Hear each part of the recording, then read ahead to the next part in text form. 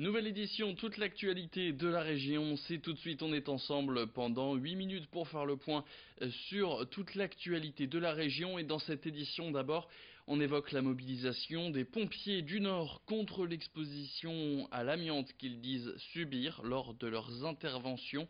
La CGT a déposé plainte contre X récemment, une manière d'interpeller leur direction, la direction du SDIS 59, pour obtenir les mesures de précaution nécessaires et une attestation d'exposition à l'amiante qui leur permettrait de bénéficier d'un suivi médical post-professionnel. Mais ça obligerait aussi le SDIS à trouver des solutions concrètes pour protéger les pompiers. Des appareils respiratoires isolants sont aujourd'hui en place dans les casernes, mais ce n'est pas suffisant pour la CGT qui demande que les vêtements soient équipés et soient décontaminés après chaque intervention incendie. Plus d'explications tout de suite au micro d'Idil Gunay. Aujourd'hui, il n'y a pas une réelle prise en considération de la part même des pompiers de ce risque. C'est quelque chose qui n'est pas dans la culture sapeur-pompier aujourd'hui, mais qui doit absolument le devenir. Ça devient urgent. Parce que des anciens qui partent à la retraite, on en enterre. On n'en enterre pas tous les semaines, mais si on prend sur un long terme, en fait, on se rend compte aujourd'hui, quand on regarde de plus près à la loupe, que ça en fait un paquet tout de même qui sont morts de cancer, assez jeunes finalement, après leur départ en retraite. Quand on demande des chiffres, on n'en a pas. Que ce soit au niveau départemental, on nous dit que c'est du secret médical.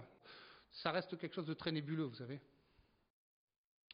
Et avec le retour de l'hiver et avec cette météo maussade, les chauffages sont en train de se rallumer dans les habitations du Nord et du Pas-de-Calais. Mais attention aux risques liés au monoxyde de carbone, ce gaz toxique qui est causé entre autres par le manque d'entretien des appareils de chauffage. Notre région est d'ailleurs la plus exposée à ce problème en France. Et par exemple, au CHU de Lille, chaque année, ce sont entre 350 et 400 patients qui sont amenés pour intoxication à ce gaz. Ils sont pris en charge très rapidement au centre Hyperbar, qui est situé à l'hôpital Roger Salengro. Dans ce centre, on trouve 3 chambres indépendantes et étanches. Et ici, les patients sont soumis à une pression plus forte que la pression atmosphérique afin d'accroître l'oxygénation des tissus. Cette oxygénothérapie est utilisée depuis les années 60 et elle permet de traiter certaines infections aussi. Découvrez l'un des 20 centres de ce type en France avec cette interview signée Idil Gunay. D'abord, quand on est sévèrement atteint, comme les patients en coma, on peut mourir, ça c'est une chose.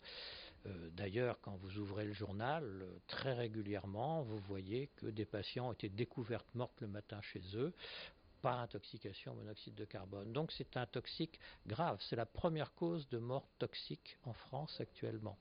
Et si on a des formes qui sont moins graves, on peut avoir des séquelles à type de troubles de mémoire, de céphalée persistante, bref, des choses qui sont handicapantes pour la vie courante. Pour l'intoxication au monoxyde de carbone, le traitement est court, résumé à 1, voire 2 ou 3 séances. Et puis on passe au portrait de cette édition. Il s'appelle François Legris et il a une profession un peu particulière, il est réparateur d'accordéon. Depuis plus d'1 an après avoir été licencié, il a ouvert son atelier et il est devenu le seul réparateur du Nord. Il répare des instruments venus du monde entier, chacun possédant ses propres spécificités. Et les plus complexes d'entre eux peuvent compter jusqu'à 6000 pièces à vérifier, entretenir et changer au cas de besoin. Un vrai travail d'horloger qui demande parfois plusieurs semaines. Le portrait de François, le seul réparateur d'accordéon du Nord, c'est tout de suite et c'est signé Xavier Silly.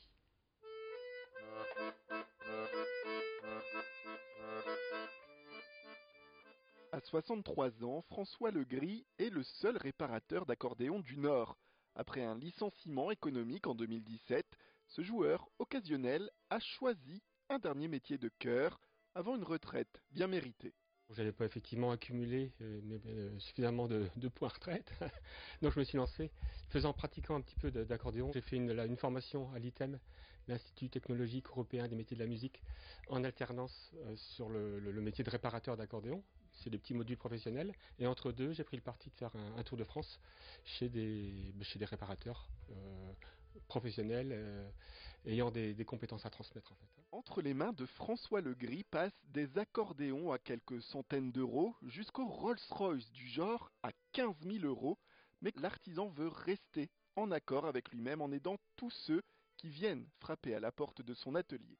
j'ai la chance de toucher tout type de clientèle en fait, une grande diversité de praticiens de l'accordéon, à la fois effectivement des personnes qui jouent dans la rue pour survivre, jusqu'aux personnes qui jouent dans des orchestres avec des accordéons de concert. Donc moi je m'adapte aussi, j'adapte les réparations en fonction des moyens des personnes. Et donc certaines réparations, je fais du système D, je bricole. L'idée c'est de pouvoir rendre service et que l'accordéon puisse de nouveau fonctionner et de nouveau être harmonieux à l'oreille. Après 140 interventions, François Legris a tout de même eu quelques sueurs froides, surtout lorsque le champion du monde d'accordéon est venu en personne lui demander de l'aide. Sur les personnes qui jouent et qui jouent vigoureusement avec l'accordéon, les lames de musique sont très sollicitées et elles finissent par se briser en fait. Et donc l'idée, son problème c'était de pouvoir effectivement réparer dans un délai qui était imparti. Et effectivement, quand c'est des personnes qui sont des professionnels aguerris et que la panne est assez délicate, c'est vrai que quelquefois j'ai du mal à dormir pour être au point le matin, quoi. François Legris a su, comme les accordéons qu'il répare, redonner un nouveau souffle à sa vie professionnelle, un bonheur qu'il constate désormais régulièrement. Ce qui fait surtout plaisir, c'est quand les clients reprennent possession de l'accordéon, ils ne retrouvent plus leur instrument parce qu'effectivement, il a retrouvé de la compression, il a retrouvé une nouvelle sonorité. Et ce qui me fait aussi plaisir, c'est de voir sur scène des accordéons sur lesquels je suis intervenu et de voir la sonorité de ces instruments, quoi.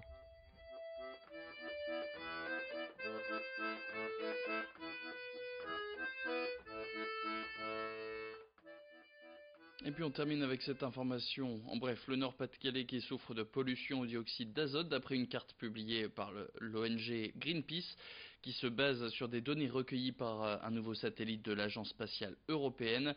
Ce gaz est un polluant majeur dû notamment à la circulation automobile. À noter que cette pollution se renforce encore en région parisienne évidemment, mais aussi dans le nord de la Belgique. C'est la fin de cette édition. Merci à tous de l'avoir suivi. Et tout de suite la météo.